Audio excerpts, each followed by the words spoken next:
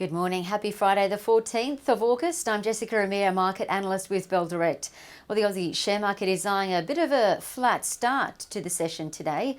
After so far putting on 1.4% Monday to Thursday, the lack of gas behind us today is likely to come as global markets close mixed overnight, while the US futures are now suggesting a slight push ahead when they reopen this evening. So keep an eye on US futures. That's usually an impetus for how our session tends to rally in the afternoon. In terms of economic news, we saw green shoots emerge in the US, showing that the US economy is clawing back.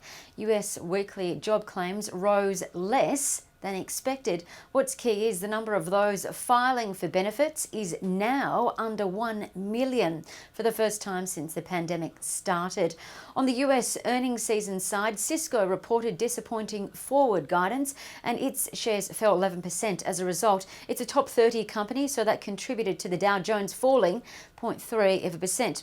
On the flip side, Apple shares went the other way, gaining 1.8%, hitting a new record high, and this helped the Nasdaq rise 0.3%, while the broader S&P 500 continued to flirt with a record high but fell slightly. Looking at commodities, the oil price retraced 1% to 42.34 US a barrel, with traders mulling over another report highlighting how much oil demand will likely grow, or will likely fall this year rather, on the back of reduced air travel. This time the report was by the IEA suggesting oil demand will fall by 8.1 million barrels of oil per day this year. Not as bleak as OPEC's outlook though. Elsewhere, the gold price for the first time in 3 days rose, lifting 0.7% to $1,963 US. So keep an eye on gold stocks today, like locally listed Evolution Mining, EVN, Gold Resources, GOR,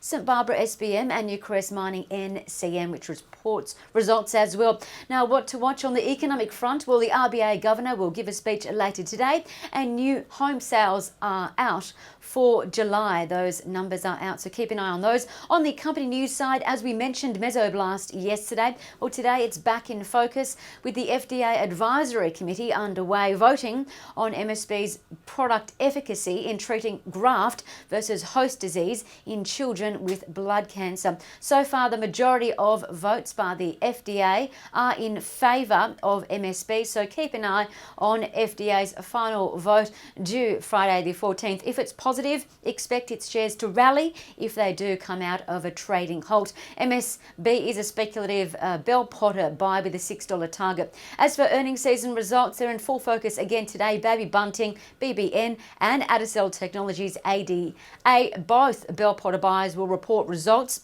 Other companies reporting results include Newcrest Mining, NCM, Abacus Property Group, ABP, and Charter Hall Retail REIT, CQR. Now, for two trading ideas, well, Breville Group, BGR, was downgraded from a buy to a hold by Bell Potter with a $26 target. UBS also downgraded Breville but expects its shares to grow further to $29.50. Breville has got a strong balance sheet. It's continuing to expand in Europe as planned, and it's also delivered a stronger than expected financial year report card.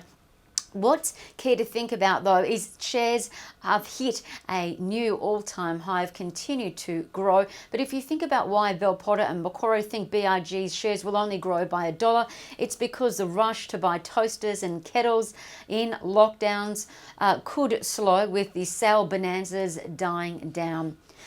Secondly, Macquarie downgraded AMP's price target to $1.30 following its financial results being handed down, while Bell Potter again went out on a limb, maintaining AMP as a buy stock and actually increasing AMP's price target to $2.60, expecting 70% share price growth. The reason for this bullish view on AMP is because it's got $300 million in cost out programs remaining on track to fulfill that. It's on track to simplify the business, and its profit and dividend beat market expectations, and its investment management business is indeed bolstering growth. I'm Jessica Amir with Bell Direct. Happy trading, stay safe. I'll see you for the Market Weekly Wrap.